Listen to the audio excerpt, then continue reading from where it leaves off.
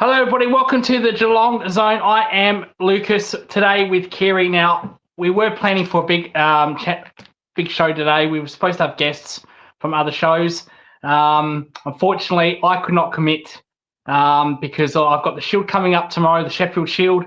I did a video of Mick Sweeney a couple of days ago. I'll be heading to Adelaide Oval for 3, possibly 4 days. So that's a shame, but Kyrie was kind to join us. He was available for today. Kyrie, thank you so much for joining. No worries, Lucas. Always a pleasure. Now, last time we spoke, you've made a new YouTube channel, Red Dawn. You want to talk about that for a couple of seconds? Yeah, sure. Obviously not Geelong related, but yeah, because I've been inspired by the Hoops crew and all of that, decided to go my own ways with my second passion, which is the world game, obviously at Liverpool FC. So shout out to you, Jezza. I know you're a fellow Scouser as well. Yeah, so it's called the Red Dawn. Not going to go too much into depth about it, but and it's international break at the moment. But I know our first game is against Manchester United Sunday morning. So I certainly will be watching that. I'll do a pre-match and post-game analysis as well. So, but yeah, it's been fun starting off the podcast as well, and yeah, looking forward to where the journey takes me. Fantastic. No, I've watched your videos, and no, you do pretty well. So keep at it.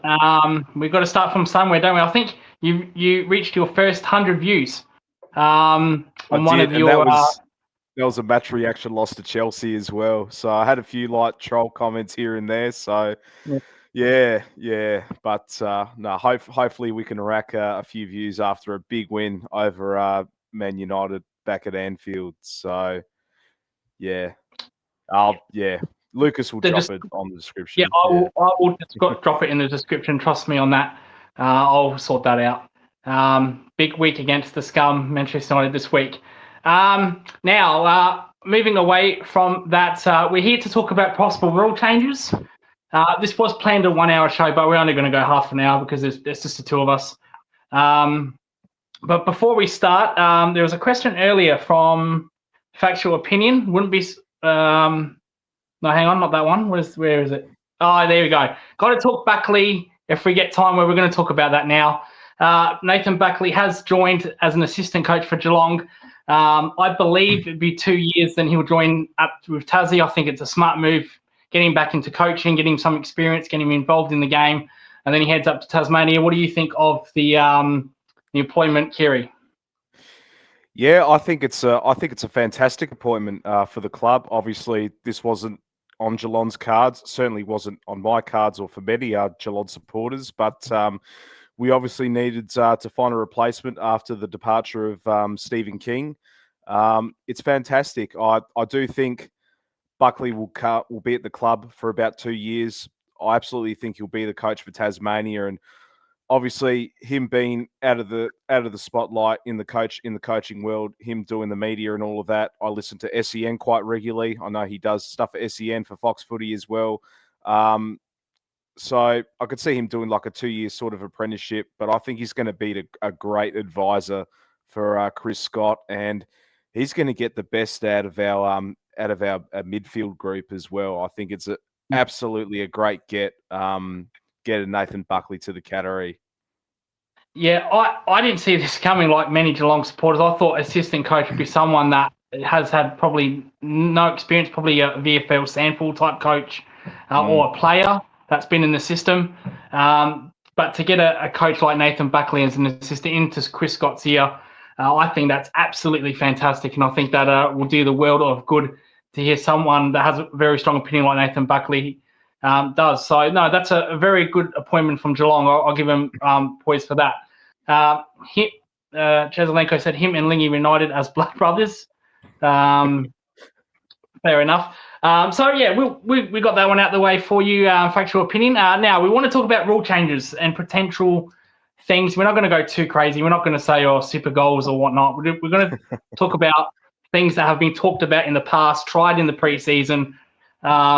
Nothing too silly. We're going to start with which seems to be a topic every single year. We either get very, very close or we bottle out at the last second. It's a twilight grand final.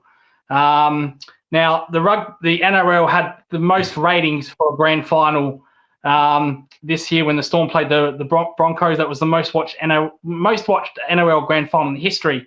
That dominated the AFL grand final. Didn't know that, actually. Huh. There you go.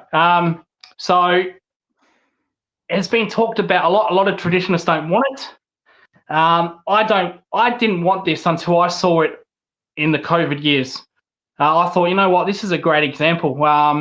Now, granted, there was nothing else on. There's nothing else to watch. So, of course, ratings were always going to be big. If nothing else is on, you're going to watch one thing, aren't you? I don't know. I want it. I want it in. I think it's about time. The AFL seemed to me that they want to Americanise it. Well, this is the next best thing. I don't agree with it, to be honest. I prefer it to be our game and not America's game, Americanising it. But if we're going to go down that path, I think this is the last step we need to do. I'm for it. I think it's probably time. I think the players want it. The fans seem to be the only thing holding this back. Some fans want it, some don't. What's your opinion on this, Kyrie? Yeah, and you know what I'm going to say with this as well, Lucas. I'm a traditionalist, old school. I remember, and we're speaking about the COVID years, you know, the 2020 grand final, Geelong were playing Richmond. I just remember the build up to it. I just never waited for a football game so long. It was. I just remember it was about lunchtime, and I'm like, oh man, this could have been the pre-match entertainment by now, and all of that. And by the time Gary Ablett came off with his shoulder injury, I was like, fuck this, I'm ready for bed. This is too devastating to watch right now. But with all going back to the topic of a twilight, in all short, I'm fully against it. I think at the end of the day, it just breaks the plans of what are you going to do, like having dinner and all that sort of stuff. You know, instead of you're going, nothing beats firing up the barbecue at about 12 o'clock in the afternoon. You have all your mates over, have a few beers and all of that. You don't do that in a night grand final, especially when you have young families with kids as well. You know, what do you do? Again, with a half time, do you have dinner then? Do you have it before the game? Do you have it at half time? And then it's too late at full time to have something to eat. And even in the twilight, I just don't think it works, in my opinion, as well. Because, you know, by full time, it's kids' bedtime as well. What if they want to watch a replay of the grand final? And then it's obviously, you know, I can't barely at my age now. I can't barely stay up past 9 o'clock at night. I've got this old man syndrome, Lucas. If Geelong were to win a grand final, of course I'm going to watch the replay. I did that in 2022. You know, but I just think at the end of the day, it has to be 2 or 2:30 p.m. with a red pill. Yeah, look. You bring up a very good point. You know, it's a long wait. It's a really long wait. So what do you do halftime? Do you have your dinner then? Do you wait after or not? Yeah, I get that, but the way the AFL are going to go Americanizing this, it's going to happen. I know it's going to happen, and it's bad enough. I don't know if you put this in the other part of the show. The music between the goals. They did that in the grand final this year. Yeah, we're going to get into that. We'll get into that. All right. I'll hold it back. Oh, I've got another story to tell, but go on. You're the host, Lucas. Yeah, I've got a lot of things covered, so don't worry. I've got that covered. Top PNW here always been the way. Yeah, that's true, especially in WA. It's a lot longer wait, isn't it? Yeah. The time WA gets, it'd be Christmas Boxing Day for the rest of the states. So it's a long time. We love you, Jizzle. We love you, Jizzle, mate. We love Jezza. We just don't like Perth. Yeah, we love our Right. WA Cats fans, not any Yeah. Freo West Yeah. Coast supporters. Just not the state. Right. The next, we'll come back to the. Actually, you know what? We'll do it now. Songs after a player kicks a goal. Go ahead, Kerry. The floor is yours. You know what I'm going to say about this? Like we talked about, Yep. it Americanizes the game. The Yep. music between goals is a prime example of this. I was there on grand final day. It was bad enough hearing Country Roads 4 bloody times. 4 times. Okay? And Oh. it drowns out the crowd noise. It is stupid. Stupid. And Geelong were never one of those clubs that played. I know I've been to a number of Crows games. The Crows do it.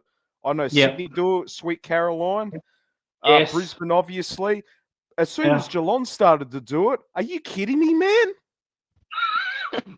Our crowd is quiet as it is. So what are we gonna do? We're gonna do doof doof music to.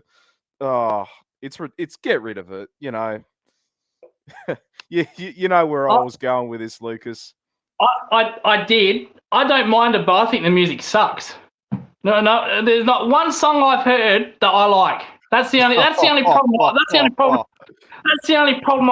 You got Texas. What's Texas? Sex on Fire, Sex Country on Road, Fire. Charlie Kings of Leon. That's not too bad. Charlie Cameron, Country Road, Sweet Carolina. There is no goal songs.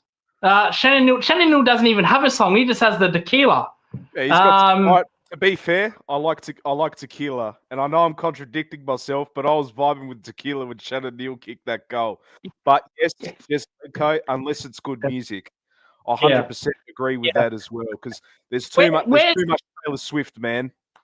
Where's the 90s M2M? Where's the Britney Spears? I want to hear some of the what the hell's this rapping and this new age stuff? What the hell is that? Come on, give me a break. That is absolutely ridiculous. Until we get that can get in the absolute bin. No, I want to hear some better songs, people. There's someone from Brisbane that has Love Story. I forgot who that is. He has Love Story. It's not Cam Rayner, is it? I think it might be Lincoln McCartney. I think. Maybe I know Oscar McInerney has Casey Chambers. Am I pretty enough? Yeah. So we just think more of those songs. Cam Rayner's got "Hey Jude" by the Beatles. I can't think of "Hey Jude" without fucking Cam Rayner now. He's ruined that for me. Yeah. Where's the old school shit, man? No, I agree, Chisel. Where's Wonderwall? I think United play that a lot, don't they? Adelaide United. Yeah. They do. Yeah. Where's Wonderwall? And I want to hear songs like that. None of this new age stuff. But anyway, so we'll just get rid of that. Okay. The next thing we're going to talk about is the sub rule. It is all but confirmed that this will be going next year. This will not be coming back. They got rid of this one time already, then they brought it back during the COVID years. I don't mind it. I might be the only one here that will say this. I don't mind it because I don't mind a player coming on, getting refreshed, running out of game on full legs. But this rule was originally brought in to help concussion, and then they moved away from it. Which I never really understood. They during the COVID years they said, well, let's just make it a sub rule, regardless. And a lot of coaches make it tactical. I know our coach Chris Scott absolutely hates it. He hates it because there's 2 times where he couldn't make a bloody decision on getting players off, Max Holmes and Jeremy Cameron. That's why he hates it. But your thoughts on this? Yeah, I was the ones that fully against it, and probably because of Chris Scott's argument with it as well, with his hesitation to take Max Holmes off in the prelim last year, and obviously Jezza in the grand final. Like I said, I'm old school, but at the same time, I didn't mind it. Obviously important for concussion protocols and all of that, but when you have 5 on the bench, you could put in an extra midfielder, an extra forward, an extra ruck. It just gives us that luxury as well. Had we had 5 on the bench on grand final day, that could have been, an opportunity to actually put Jack Martin in the game when he's not the sub at all. I'm all for it. I could see why some people aren't happy with the decision with that decision that's been made by the AFL, but I think it was inevitable that the sub rule was going to. I could have never seen it last, and I'm surprised it lasted that long as well. Probably about nearly like 4 or 5 years. So yeah. Well, we've been out of COVID protocols about 3 years now, so they've still kept it for a long time. So which is pretty interesting. Now we're going to talk about rules that have been tried, have been talked about, but are not in. This rule has been talked about a couple of times through media. The ball hitting the post but going through count as a goal. So if it hits the post and it goes through, still a goal. What are your thoughts on this? Yeah, well, obviously this might trigger some Saints fans back in the 2009 grand final. But yeah, but it just goes to the millions of dollars of the AFL they put in this game, and you get like potato quality camera and all of that. I think it's if it hits the post, it's not a goal at the end of the day. So that's what it should be, I reckon. Jazalenko said, "Fuck no." I'm too old traditional for that. No, I agree. If you're gonna all of a sudden make this, a thing, then what about all the players like past? I've hit the post and the ball goes through. What happens then? We'd be saying, well, if that rule was brought in at that era, he'd be kicking 1,000, 2,000 goals, 3,000 goals. I just think it wrecks that whole setup of goal kicking accuracy.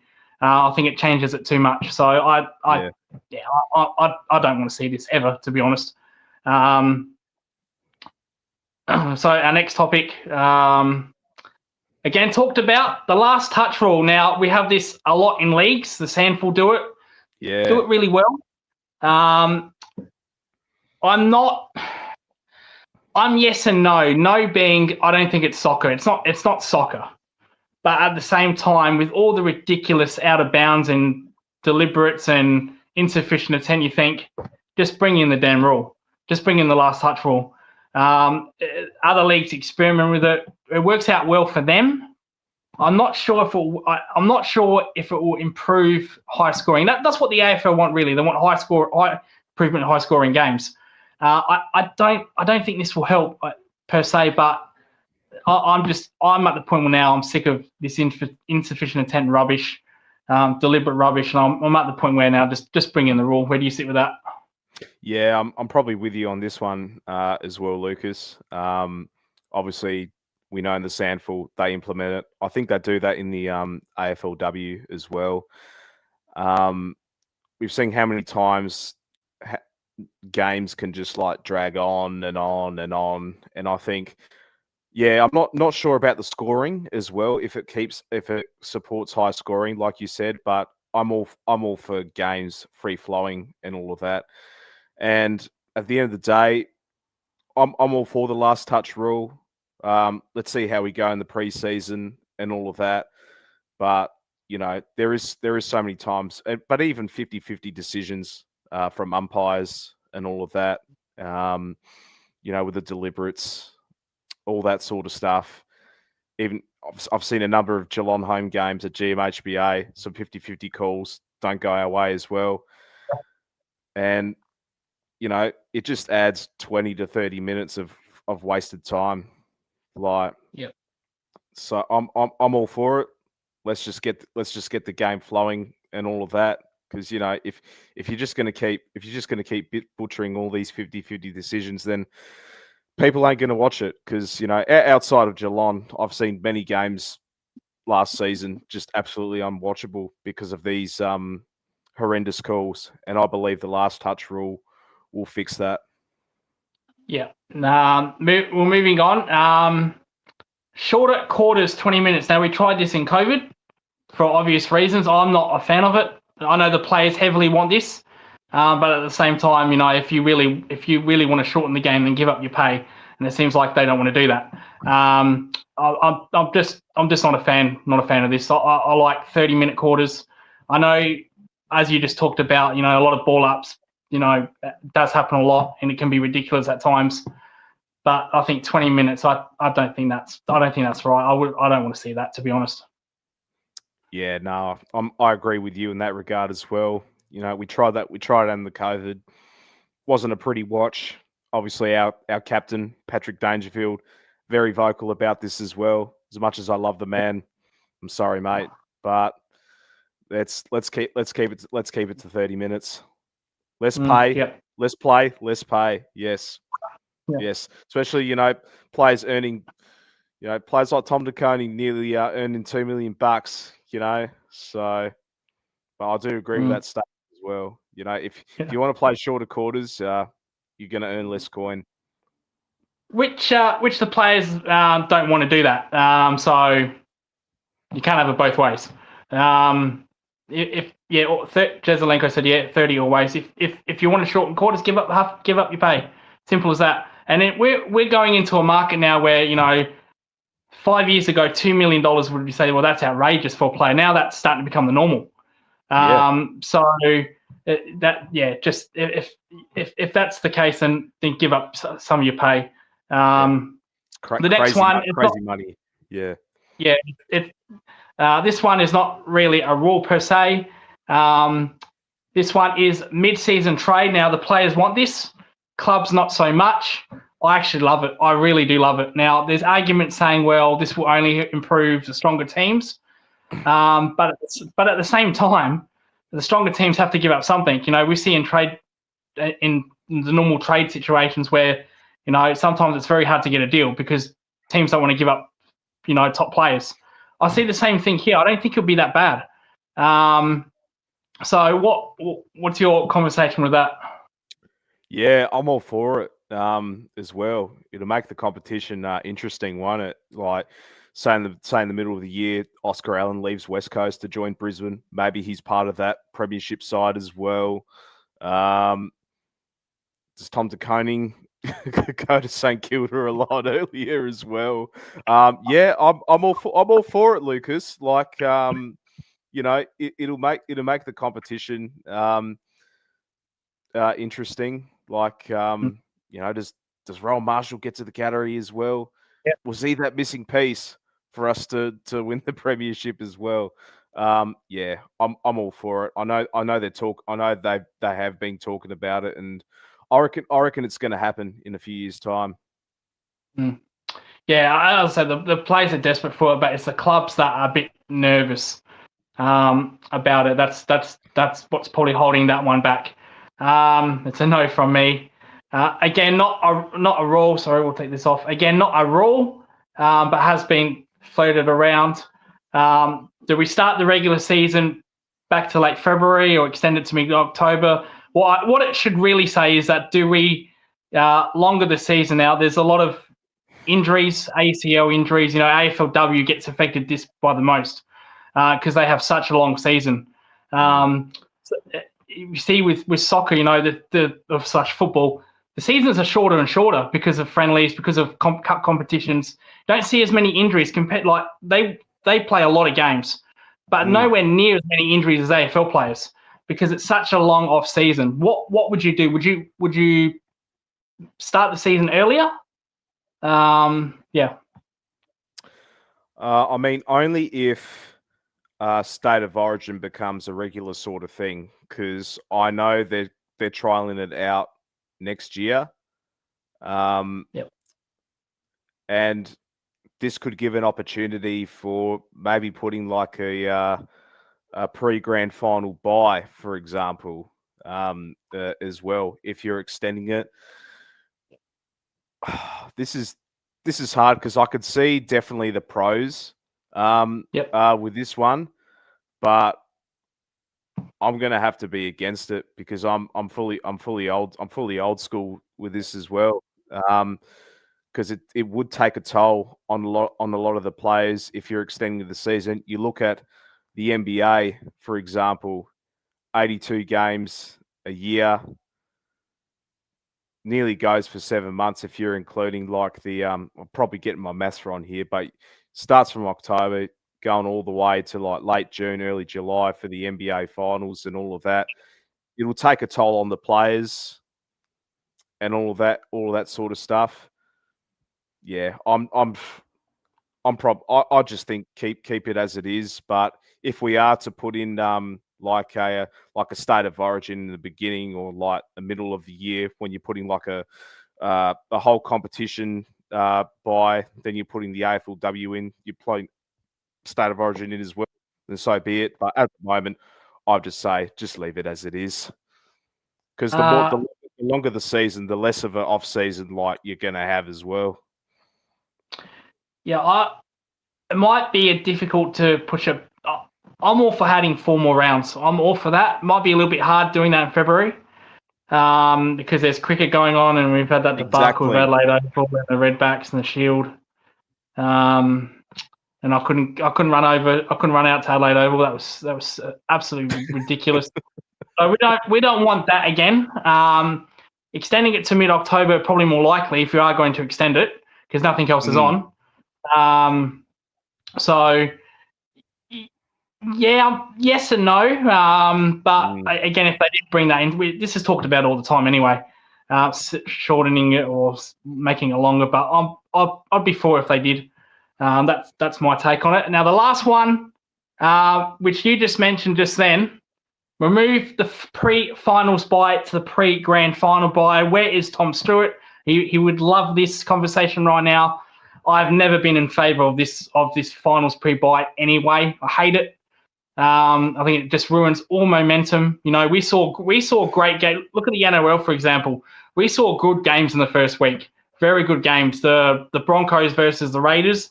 Terrific game. Terrific game. So, and having the bye a week before final, it's not an advantage anymore for the top 4. Yep. Because if you lose your first week or teams outside the top 4, that they can run in full momentum. Brisbane have now done that twice. They've lost their first week. You know, well, Brisbane won it outside the top 4, and then they've lost the first game and they've won. The Bulldogs have done it. So we're seeing less an advantage for the top 4 than what we're seeing. Richmond did it. Yeah. Richmond did it in 2020 as well when they went back to back. They lost their first week. You know, had to go to face Port Adelaide at a hostile Adelaide Oval. They got the job done there. So, yeah, top 4's not an advantage. Having a home final or anything. You look at the Adelaide Crows, absolutely shut the bed as minor premiers, went out in straight sets. And it kills all momentum as well. I just think just absolutely get on with the finals while your momentum is absolutely hot at the moment. And yeah, it absolutely sucks for Tom Stewart. It was absolutely shattered for him, missing out on another grand final. And you know, it could happen to any other player as well. And this was a prime example of what could happen, of what could miss out on grand final day. And I know this is not another topic we're discussing, but this is the thing. Like, this is why we should distribute premiership medals to every single player of the team. At least players play at least 5 games, like in the Premier League. But that's another day. But yeah, I agree with you. I think move the pre-finals by into the week before the grand final, and what you can do. Obviously, the AFLW season still strong. So if you want to watch football, that is on. But also, you got your state league grand finals. You got your Sandful, your VFL, your Waffle. Support your local state league grand finals as well. Because I think the Super Bowl in America, I think they have a bye. Or it's not called a bye, but they have a week off. Yeah, they have the Pro Bowl. So they have the Pro Bowl. The Pro Bowl, yeah. Because just imagine the build up to that. Like, you know, gee whiz, like Yeah. No, I think we just need to do something, because if that isn't a wake up call to the AFL, seeing a player like Tom Stewart miss out, even Max Holmes in 2022 with that hamstring, I don't know what is, man. We got to change it. We absolutely got to change it. Our last topic for the night. You just mentioned it again. I think I've read your script. Yeah, premiership medals for everyone. It won't come up. Oh, there we go. Premiership medals for everyone, which we just talked about. I'm a big yes for this. Now, obviously, if someone's played one game, then obviously not. I think there should be a cutoff point, probably 12 games. So that's half the season. So if you played half the season, fair enough. I reckon you should be eligible for a medal, or if you've at least played in the if you at least played in a couple of finals, I think that should be eligible. I'm big on this. This happens everywhere in every sport. Happens in basketball. They get. I think the amount of carats they get in the rings is a little bit less than a first team player, but they still get their ring. Same with same with the NFL, the ice hockey. So I'm on soccer as well. Soccer's where you only have to really play one game and you get the medal. You have to win. You have to play 5 Premier League games, which is what I mentioned as well. But and I never thought of the finals as well, Lucas. Like so, say for example, like Jai Clark never played much footy. Obviously, he comes into the final side as well. If he didn't play on grand final day, if we had that rule, we won. He get the premiership medal. Yeah, that's a good initiative as well, Lucas. And also, as it says for everyone, that also means the whole coaches box, not just Chris Scott, but all the assistant coaches as well, because they deserve the recognition as well. Our executive, Steve Hocking, president and all that, because they do that in the NBA and the NFL. All the executives get a ring as well. So it's not just the 22 players on grand final day, but it's the whole club that's working behind the scenes as well, and also some players that have participated throughout the season. It's more than just the 22 men out on the field. Factual opinion said if you played on the grand final day, a gold medal, if not silver medal. That's basically what they do factual in the NBA. So a bench player that's only played like 5-6 games a season will get like 12 carats of gold compared to like a 4 carat for a proper player that starts. So I would have no problem with that. Like I said, if a player's just played one regular game, then that's probably taking a little bit of piss out of it. But play half a season, or if you played 2 finals games, or at least a prelim. If you play the prelim, and can't play the grand final, I think that's still worthy, in my opinion. So no, I completely agree with that. That concludes our topics. Kyrie, is there anything while we got you here? Is there anything you want to get off your chest? Anything whatsoever? Doesn't have to be Geelong related. It can be anything.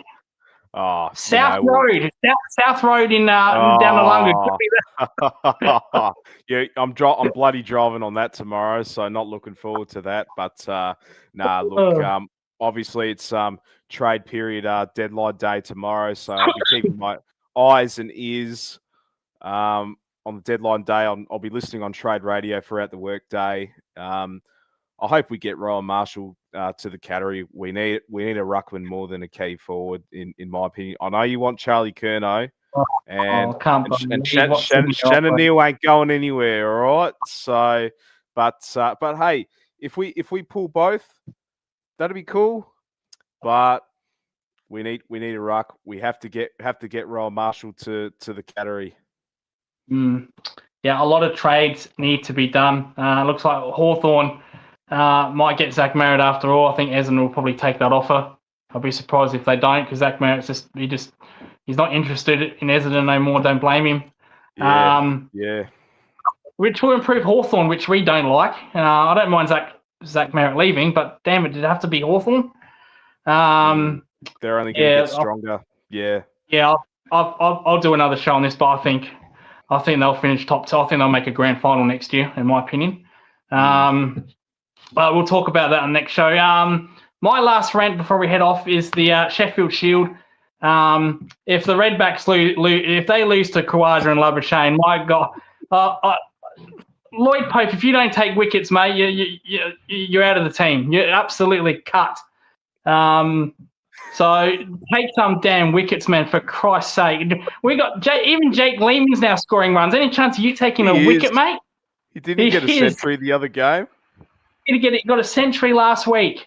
So for God's sake, man, if Jake Lehman can turn it around, surely Lloyd bloody Pope can turn it around. I don't have any faith. But if I see that prick Labuschagne with his 100 runs, I'm going to absolutely lose it. I'm going to lose my shit. I'll be going there 3 days, and I want to see a damn win. I haven't even seen a win this season. Is that bad? Because the game that we won, I didn't actually. Yeah, the game we won, I didn't even bloody go to. So we're 1-3. We've lost 3 games and only won 1. Can we improve that? Biggest one-hit wonders since Taylor Swift Fearless.